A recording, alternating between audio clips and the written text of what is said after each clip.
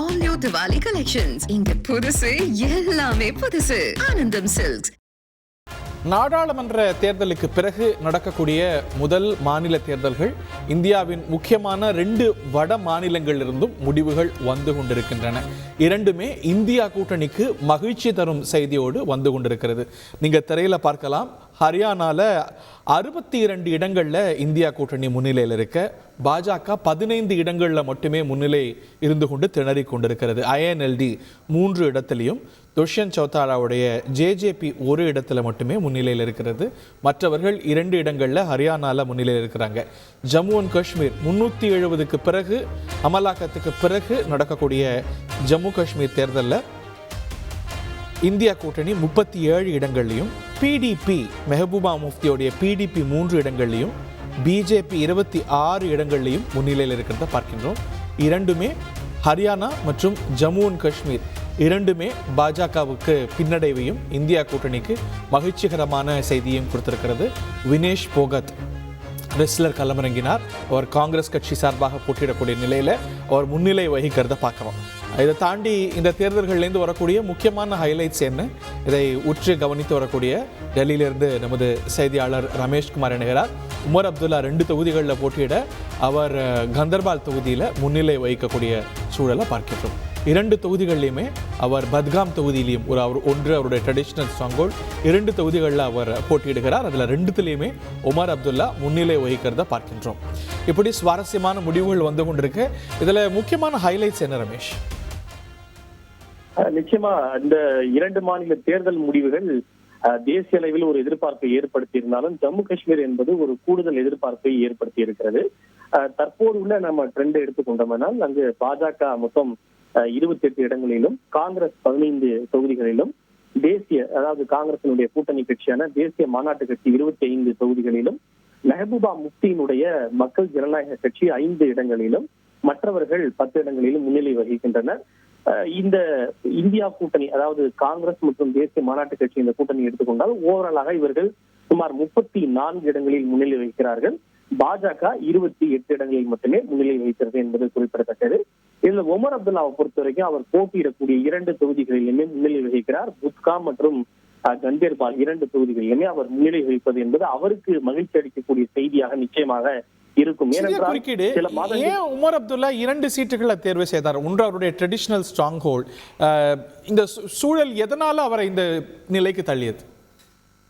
நிச்சயமா அவருக்கு ஒரு பயம் இருந்தது அப்படின்னு தான் சொல்லணும். ஏன்னா சில மாதங்களுக்கு முன்பு நடைபெற்ற மக்களவை தேர்தல்ல உமர் அப்துல்லா பாரமுல்லா தொகுதியில போட்டியிட்டார். அந்த பாரமுல்லா தொகுதியில ஒரு சுயேட்சை வேட்பாளர் இன்ஜினியர் ரஷீதிடம் அவர் தோல்வியை தழுவினார். அந்த ஒரு பயம் என்பது உமர் அப்துல்லாவுக்கு இருந்தது. ஏன்னால் தற்போதைய சூழல்ல உமர் அப்துல்லாவுக்கு பாதுகாப்பான ஒரு சீட் என்பதே இல்லை. அதன் கருத்தில் கொண்டுதான் இந்த நம்ம ஏதாவது ஒரு தொகுதியில் மட்டும் போட்டிட்டு நம் தோல்வியை தழுவி விடக் கூடாது என்பதற்காக ஒரு சேஃபர் ஜோனாக அவர் 2 தொகுதிகளையும் தேர்வு செய்தார் என்பது குறிப்பிடத்தக்கது. இன்ஜினியர் ரஷீதை பத்தி குறிப்பிட்டீங்க. அவர் இந்த தேர்தலில் வாக்குகளை பிரிப்பார் அப்படின்லாம் பார்க்கப்பட்டது. இன்னொரு பக்கம் எதிர்பக்கத்தில் அவர் பிஜேபியோட பி டீம் ஐபியால அவர் அவங்க பிளான் செய்யப்பட்டிருக்கிறார் இந்தியா கூட்டணியோட வெற்றி வாய்ப்பை குறைக்கிறதுக்கு அப்படின்னு. அவருடைய பெர்ஃபார்மன்ஸ் இந்த தேர்தலில் எப்படி இருக்கு?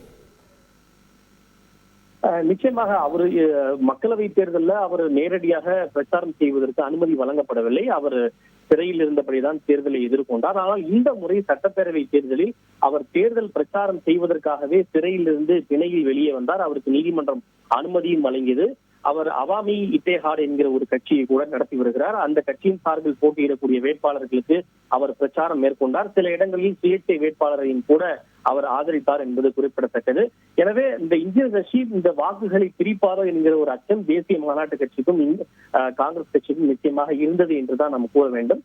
ஆனால் முழுமையாக தேர்தல் முடிவுகள் வந்த பிறகுதான் ஒவ்வொரு தொகுதியிலும் அந்த எந்த கட்சியினுடைய வாக்குகளை இன்ஜினியர் ரஷீத் பிரித்திருக்கிறார் என்பது நமக்கு தெரிய வரும். ஆனால் தேர்தல் முடிவுகள் தற்போது நம் சூழ்நிலை நாம் பார்த்தோமேனால், என்னதான் காங்கிரஸ் மற்றும் தேசிய மாநாட்டு கட்சி அதிக இடங்களில் முன்னிலை வகித்தாலும் கூட தனிப்பெரும் கட்சி என்கிற அடிப்படையில் பாஜக தான் 28 தொகுதியில் முன்னிலை வகிக்கிறது. எனவே ஒரு ஹங் அசம்பிளி ஏற்படுகின்ற போது துணைநிலை யாரை ஆட்சி அமைக்க அழைக்கப் போகிறார் என்கிற ஒரு கேள்வி இருக்கிறது. அதிக இடங்களில் பெற்ற தனிப்பெரும் கட்சி என்கிற அடிப்படையில் பாஜகவை துணைநிலையாளர் ஆட்சி அமைக்க அழைப்பு விடுப்பாரா, அல்லது தேர்தலுக்கு முந்தைய கூட்டணி என்கிற அடிப்படையில் அதிகமான தொகுதிகளில் வெற்றி பெற்றிருக்கக்கூடிய தேசிய மாநாட்டு கட்சி மற்றும் காங்கிரஸை அழைப்பு கொடுப்பாரா என்கிற ஒரு கேள்வி எழுகிறது. நியமன எம்எல்ஏக்கள் பத்தி கேள்வி எல்லாம் வருது. இப்போ இந்த நம்பர்ஸ் பார்க்கும்போது ஹரியானால பாஜக பெரிய பின்னடைவை சந்திக்கிறத பார்க்கின்றோம். Jammu and Kashmir not so much. பாஜகவுடைய பலம் எங்கிருந்து வருது? ஜம்மு அண்ட் காஷ்மீர்ல மாநாட்டு கட்சியுடைய இந்தியா கூட்டணியுடைய பலம் எங்க வருது? வழக்கமா ட்ரெடிஷனா வருவது போல ஜம்மு என்பது பாஜகவுக்கு பெரும் பலம் தருவதாகவும், காஷ்மீர் வேலி என்பது இந்தியா கூட்டணிக்கு பலம் தருவதாகவும் அமைந்திருக்கிறதா? இந்த பேட்டர்ன்ஸ் எல்லாம் மாற்றம் இருக்கா? இல்ல, நீங்கள் குறிப்பிட்டது போல அந்த பேட்டர்ன்ல எந்த விதமான பெரிய மாற்றங்களும் இல்ல.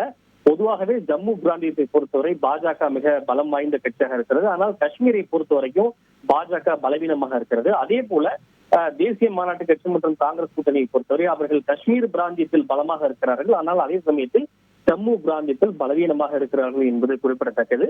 2014ஆம் ஆண்டு நடைபெற்ற இந்துக்கள் அதிகம் இருப்பது அப்படிங்கிறதா?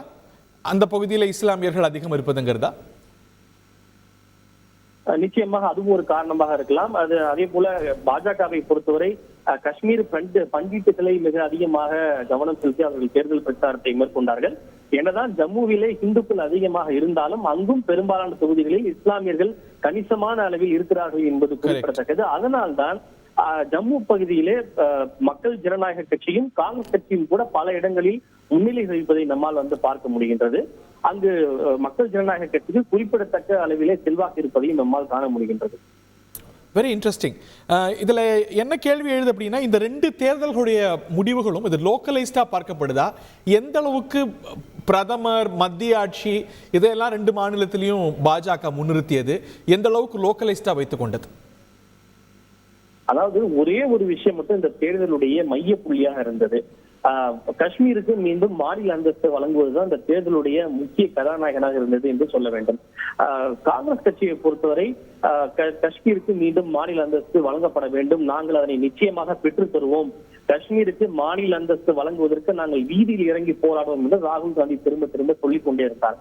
பாஜகவை பொறுத்த வரைக்கும் காஷ்மீருக்கு நிச்சயம் மாநில அந்தஸ்து வழங்கப்படும். ஆனால் அதனை யார் செய்ய முடியும்? நாங்கள் தான் மத்தியிலே ஆட்சியில் இருக்கிறோம், காஷ்மீருக்கு மீண்டும் எங்களால் தான் மாநில அந்தஸ்தை வழங்க முடியும், நாங்கள் நிச்சயமாக அதனை செய்வோம், நாடாளுமன்றத்திலேயே நாங்கள் இந்த வாக்குறுதியை கொடுத்திருக்கிறோம். எனவே காஷ்மீருக்கு தேர்தலுக்கு பிறகு உரிய நேரம் வரும்போது நாங்கள் மாநில அந்தஸ்தை நிச்சயமாக வழங்குவோம் என்று பிரதமர் மோடியும் அமித்ஷாவும் திரும்ப திரும்ப எல்லா பொதுக்கூட்டங்களிலும் பேசிக் கொண்டே இருந்தார்கள். ஆனால் அதற்கு காங்கிரஸ் தரப்பில் வைக்கப்பட்ட அந்த பதிலடி என்பது காஷ்மீருக்கு மாநில அந்தஸ்தை பறித்தது யார்? பாஜக. இன்று அவர்களே மாநில அந்தஸ்தை வழங்குவோம் என்று கூறுகிறார்கள். இந்தியா சுதந்திரம் அடைந்த பிறகு பல மாநிலங்கள் பிரிக்கப்பட்டிருக்கின்றன, பல யூனியன் பிரதேசங்களுக்கு மாநில அந்தஸ்து வழங்கப்பட்டிருக்கிறது. ஆனால் இந்தியா விடுதலைக்கு பிறகு முதன்முறையாக மாநிலமாக இருந்த ஒரு பிரதேசம் யூனியன் பிரதேசமாக மாற்றப்பட்டது என்றால் அது ஜம்மு காஷ்மீர் தான். அந்த அநியாயத்தை ஜம்மு காஷ்மீர் மாநில மக்களுக்கு இழைத்தது பாஜக. இதன் மூலம் ஜம்மு காஷ்மீர் மாநில மக்களுடைய அந்த உரிமைகள் பறிக்கப்பட்டு விட்டதாக ராகுல் காந்தியும் காங்கிரசும் திரும்ப திரும்ப எல்லா கூட்டங்களிலும் பேசிக் கொண்டே இருந்தார்கள். இவர்கள் ஒரு புறம் இருக்க, மக்கள் ஜனநாயக கட்சி மற்றும் தேசிய மாநாட்டு கட்சியை பொறுத்தவரை அரசியல் அமைப்பு 360 சட்டப்பிரிவு நீக்கப்பட்டதை நாங்கள் ஒப்புக்கொள்ளவில்லை, நாங்கள் நிச்சயமாக 360 சட்டப்பிரிவை மீண்டும் கொண்டு வருவதற்கான முயற்சிகளை மேற்கொள்ளும் என்று திரும்ப திரும்ப தேசிய மாநாட்டு கட்சியும் மக்கள் ஜனநாயக கட்சியும் குறிப்பிட்டார்கள்.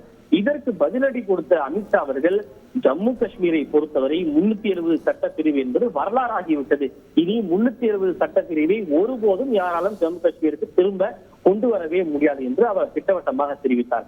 எனவே இந்த தேர்தலை பொறுத்தவரை ஜம்மு காஷ்மீர் என்பது அங்கு மாநில அந்தஸ்து மீண்டும் வழங்குவது, அதே போல 370 சட்டப்பிரிவு போன்றவை மிக முக்கியமான ஒரு பங்கு வகித்தது. இது ஒரு புறம் இருக்க, பிரதமர் மோடி திரும்ப திரும்ப காங்கிரஸ், தேசிய மாநாடு மற்றும் மக்கள் ஜனநாயக கட்சி எல்லா கூட்டங்களையும் விமர்சித்துக் கொண்டே இருந்தார். இன்று ஜம்மு காஷ்மீர் மாநிலம் மிகப்பெரிய சீரழிவை சந்தித்து இருக்கிறது என்றால் அதற்கு 3 குடும்பங்கள் தான் காரணம். அந்த 3 குடும்பம் யார் என்றால் தேசிய மாநாட்டு கட்சி, மெஹபூபா முஃப்தியினுடைய மக்கள் ஜனநாயக கட்சி மற்றும் காங்கிரஸ் குடும்பம். இந்த 3 குடும்பம் ஒரு தலைமுறையே சீரழித்திருக்கிறது என்று பிரதமர் தன்னுடைய தாக்குதலை தீவிரப்படுத்தினார். இன்று ஜம்மு காஷ்மீரிலே பயங்கரவாதத்தின் நிழலின்றி முதன்முறையாக தேர்தல் அமைதியாக நடைபெற்றுக் கொண்டிருக்கின்றது.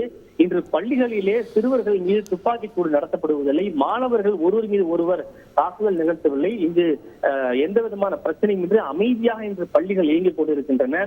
கல்வீச்சு சம்பவங்கள் குறைந்திருக்கின்றன. இது நீடிக்க வேண்டும் என்றால் நிச்சயமாக நீங்கள் பாஜகவிற்கு வாக்களிக்க வேண்டும், இங்கும் இரட்டை எஞ்சின் கொண்ட அரசு அமைய வேண்டும் என்று பிரதமர் மோடி தன்னுடைய தேர்தல் பிரச்சாரத்தை திரும்ப திரும்ப கூறிக்கொண்டே இருந்தார். மற்றொன்று, பாஜக தரப்பிலேயே நாம் இந்த முறை காஷ்மீரை பொறுத்தவரை பெருமளவில் வெற்றியை பெற வேண்டும் என்றால் காஷ்மீரில் கவனம் செலுத்தவே கூடாது.